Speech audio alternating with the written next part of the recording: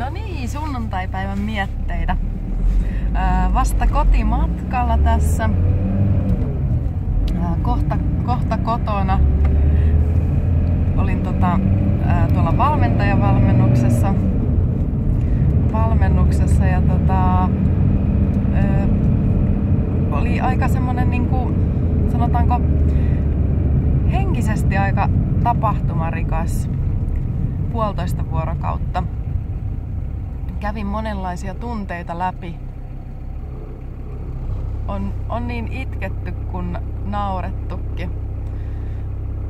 Ja se mikä on ihan, siis tosi ihanaa, että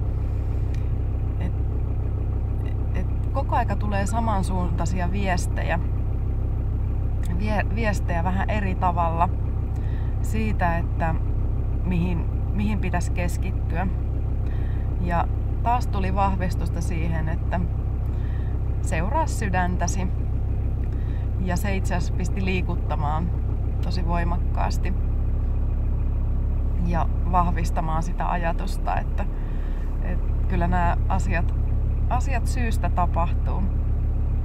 Ja sitten vielä kun niiden sitten oikeasti antaa tapahtua, että tällä projektillakin on kyllä tarkoituksensa.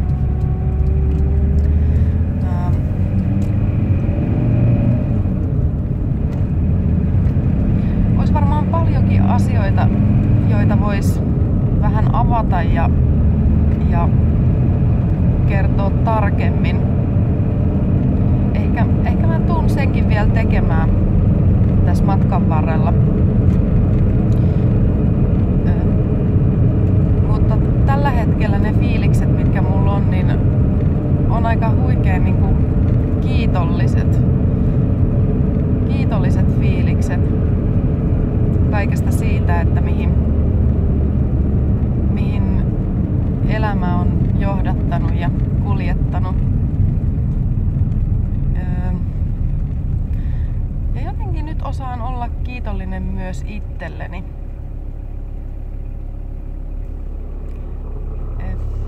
Ja se itsensä hyväksyminen ja itsensä rakastaminen on yksi tärkeimpiä asioita. Ja tällä hetkellä mä tuun ihan hyvin juttuun itteni kanssa. Ja aion tulla vastakin, että senkin takia on hyvä fiilis.